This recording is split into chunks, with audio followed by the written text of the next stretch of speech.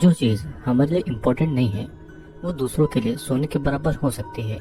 कई बार हम दूसरों की आम जरूरतों को नजरअंदाज कर देते हैं और जब लोग इन्हीं आम चीजों को पाने के लिए किसी भी हद तक चले जाएं, तब क्या होगा, यही हमें आज इस मूवी की कहानी से पता चलेगा। मूवी की शुरुआत में हम देखते हैं कि कोचाबाम्बा नाम के एक देश में एक फिल्म क्रू आता है अपनी फिल्म की शूटिंग करने के लिए और उस फिल्म का डायरेक्टर सेबेस्टियन था। फिल्म के ऑडिशन देने के लिए बहुत सारे लोग आए हुए थे। उस फिल्म का प्रोड्यूसर कास्टा अपना टाइम बचाने के लिए सभी के ऑडिशन नहीं लेना चाहता था और तभी वहाँ पर डैनियल नाम का एक आदमी आता है। सभी वहाँ पर मेहनत से काम करने के लिए आए थे और डैनियल चाहता था कि सबको बराबर का मौका मिले।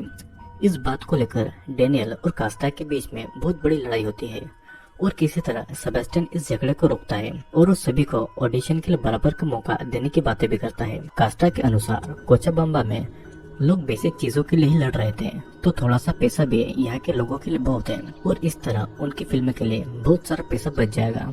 और पैसा बचाने के लिए फिल्म के क्रूज का काम भी कास्टा लोकल लोगों से ही करवाता है। इधर हम देखते हैं कि कोलंबस किसी तरह आदिवासियों से सोना निकलाया करता था और यही उनकी फिल्म की कहानी भी थी। फिल्म का मेन हीरो एंटन अपनी एक्टिंग में बहुत अच्छा था, तो एक्स्ट्रा एक्टर के लिए वे लोग डैनियल को रख लेते हैं क्योंकि डैनियल की एक्टिंग स्किल्स सच में अच्छी थी।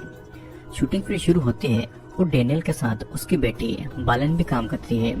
फिल्म के साथ में बारिया वहाँ के लोकल लोगों के ऊपर डॉक्यूमेंट्री भी बना रहा था और यहाँ पर हमें पता चलता है कि गवर्नमेंट के ऑर्डर पर चल रही वाटर की सप्लाई कंपनीज की वजह से वहाँ के लोकल लोगों को पानी तक ठीक से नहीं मिल रहा था। तभी वहाँ पर वाटर सप्लाई की गाड़ी आती है, जिसे देखकर डैनियल और उसके साथी उनको डराकर उनकी गाड़ी तोड़कर उनको वहाँ से भगा देते हैं। अगले दिन पुलिस वहाँ पर आकर लोकल लोगों की पानी वाली जगह को सील कर देती है और बारिश भी उस जगह पर कई सालों से नहीं हुई थी और ऐसा लग रहा था कि भगवान भी ये नहीं चाहते थे कि उन लोगों को पानी मिले। इस घटना के बाद में लोकल वाटर सप्लाई की कंपनी के सामने प्रोटेस्ट करते हैं और डैनियल इस प्रोटेस्ट का लीडर था। बारिया ये सब कुछ डॉक्यूमेंट्री के लिए रिकॉर्ड कर रहा था और कास्टा बारिया को इन सब से दूर रहने को कहता है। अगले दिन डैनियल और बेलेन फिल्म सेट पर जाते हैं और कास्टा डैनियल को शूटिंग पूरा नहीं होने तक उस प्रोटेस्ट से दूर रहने को कहता है, नहीं तो ये उनकी फिल्म के लिए बहुत बुरा होगा। तभी कास्टा को किसी का कॉल आता है और वो इंग्लिश में बात करके किसी को बता रहा था कि लोकल को थोड़े से पैसे देकर उनको बेवकूफ बनाया जा सकता है। लेकिन यहाँ पर डैनियल को इंग्लिश आती थी क्योंकि वो कुछ साल दूसरे शहर में काम कर चुका था। कास्टा की इन सब बातों से डैनियल दुखी होकर वहाँ से चला जाता है और कास्टा भी शर्मिंदा होकर डैनियल के सामने कुछ नहीं बोल पाता है।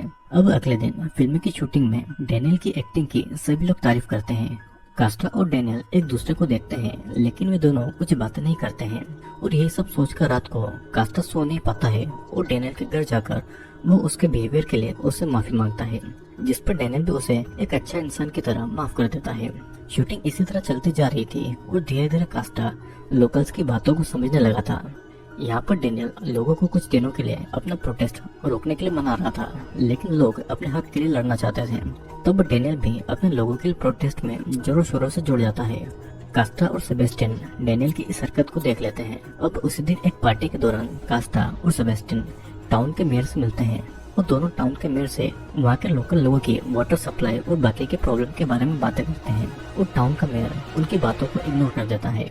अब धीरे धीरे देश की हालत खराब हो रही थी और वार के टाइम पर फिल्म के क्रू वहाँ से अपना देश वापस लौटना चाहते थे, लेकिन सेबेस्टियन फिल्म खत्म किए बिना वहाँ से नहीं जाना चाहता था।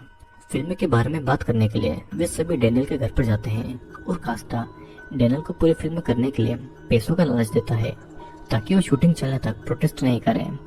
डैनियल शूटिंग के लिए मान जाता है, लेकिन वो कभी भी अपने लोगों के हक के लिए लड़ना नहीं छोड़ेगा।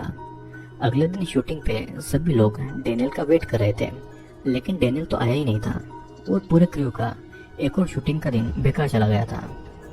अब रात को न्यूज से फिल्म क्रू को ये पता चलता है कि प्रोटेस्ट के समय पुलिस ने डैनियल को अरेस्ट कर लिया है और उसे बुरी तरह मारा पीटा है।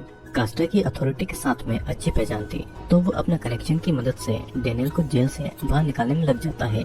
पुलिस स्टेशन में पुलिस सिर्फ शूटिंग के लिए ही डैनियल को छोड़ने के लिए राजी हुई थी और शूटिंग खत्म होने पर पुलिस फिर से उसे जेल में डाल देगी। सेबेस्टियन और कास्टा ये नहीं चाहते थे कि डैनियल फिर से जेल में जाए। ये भी हो सकता है कि डैनियल इसके बाद में जिंदा नहीं बचे क्योंकि पुलिस उसे पीट पीट कर मारना चाहती थी। फिर भी दोनों पुलिस की बात मानकर शूटिंग के लिए डैनियल को अपने साथ में ले जाते हैं। डेनियल को इस बारे में कुछ नहीं पता था और दोनों को एक और मौका देने के लिए थैंक यू भी कहता है। अगले दिन डेनियल अपने कमाल की एक्टिंग से अपना शूट खत्म करता है और क्रू मेंबर सेलिब्रेट कर ही रहे थे कि तभी वहाँ पर पुलिस आकर डेनियल को बिना कुछ बोले अरेस्ट कर लेती है। और ये देखकर डेनियल के दोस्त पुलिस को रोकते हैं और यहाँ तक कि पुलिस की कार भी पलट देते हैं। पुलिस गुस्से में उन लोगों पर गोली चलाना चाहती थी, पर किसी तरह सेबेस्टियन और कास्ता बात को संभाल लेते हैं और इसी दौरान डेनियल भाग जाता है और पुलिस भी वापस चली जाती है। लोकल गवर्नमेंट की लड़ाई दिन ब दिन और भी ज्यादा बढ़ गई थी और रेगन और बारिया किसी तरह यहाँ से निकलना चाहते थे। यहाँ पर वॉर के समय रहना सबके लिए खतरा बन सकता था, लेकिन सेबेस्टियन रिक्वेस्ट करके उनको रोक लेता है। उनकी फिल्म अभी भी अधूरी थी और क्रू मेंबर नई लोकेशन के लिए जा ही रहे थे कि तभी वहाँ पर डेनियल की वाइफ तारिशा आती है, क्योंकि प्रोटेस्ट के समय उनकी बेटी बालेन को बहुत चोट लगी थी और डेनियल भी गायब है। बेलेन को हॉस्पिटल में ले जाने के लिए वो कास्टा से मदद मांगती है और कास्टा इस बारे में सेबेस्टियन को बताता है, पर सेबेस्टियन इन सब में पड़ना नहीं चाहता था। सेबेस्टियन को बस अपने क्रू मेंबर्स को बचाना था। कास्टा तारिशा की मदद के लिए वहाँ पर रुक जाता है और सेबेस्टियन अकेली सारे क्रू को लेकर एक अच्छी और सेफ प्लेस के लिए निकल जाता है। अब वॉर के बीच में किसी तरह एक छोटे से क्लिनिक में तारिशा और कास्टा को बालेन मिल जाती है और बालेन बुरी तरीके से जख्मी थी। इस तरफ film crew police checkpoint पर रुक जाते हैं। वे ये नोटिस करते हैं कि वहाँ के लोकल लोगों को बुरी तरह से एब्यूज किया जा रहा है। ये सब देखकर क्रू मेंबर अपनी सेफ्टी के लिए डर रहे थे और पुलिस उनको एयरपोर्ट तक जाने देती है। सभी क्रू मेंबर चले जाते हैं, लेकिन सेबेस्टियन और एंटन कास्टा के लिए वहीं पर रुक जाते हैं और इधर कास्टा टाइम रहते बेलेन को हॉस्पिटल पहुंचा देता है। बेलेन बच तो जाती है, लेकिन अब जिंदगी भर वो ठीक से नहीं चल पाएगी। और अब जब बेलेन ठीक होता है तो कास्टा डेनियल को ढूंढने जाता है ताकि बेलेन अपने फादर डेनियल को देख पाए। वॉर खत्म होने के बाद में पूरा टाउन बर्बाद हुआ पड़ा था और कास्टा को डेनियल कहीं नहीं मिलता है, तो फिल्म के सेट पर जाता है। वो देखता है कि वहाँ पर इनकम्प्लीट फिल्म की स्क्रिप्ट पड़ी थी, जो कि वे लोग इतनी मेहनत के बाद भी पूरा नहीं कर पाए थे। और तभी वहाँ पर डेनियल आता है और डेनियल कास्टा को थैंक यू कहता है, जो उसने इतनी मुसीबत में भी बेलेन को बचाया। यहाँ पर हमें पता लगता है कि डेनियल का प्रोटेस्ट काम आया है और अब वाटर सप्लाई की कंपनी उस टाउन से हट गई है। फिर जाने से पहले डेनियल कास्टा को एक गिफ्ट देता है और आखिरी बार दोनों एक दूसरे को गले लगाते हैं। कास्टा फिर डेनियल के गिफ्ट को खोलकर देखता है तो गिफ्ट एक पानी की बोतल थी। और ये मूवी इसी के साथ में यहीं पर एंड होती है। दोस्तों, इस मूवी में एक फिल्म का क्रू कोचाबाम्बा पर शूटिंग करने आती है और वाटर सप्लाई कंपनी की वजह से वहाँ के लोगों को पीने के लिए पानी तक नहीं मिलता था। लोग अपनी बेसिक जरूरतों को लेकर भी तड़प रहे थे।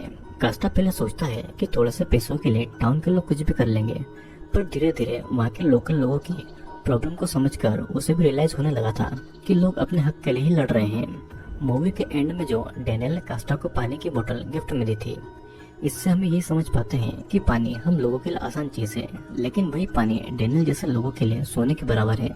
दुनिया में सभी की बेसिक चीजों की नीड अलग अलग होती है और इसका ये मतलब तो बिल्कुल भी नहीं है कि किसी दूसरे के लिए उस चीज का भी कोई मोल नहीं हो।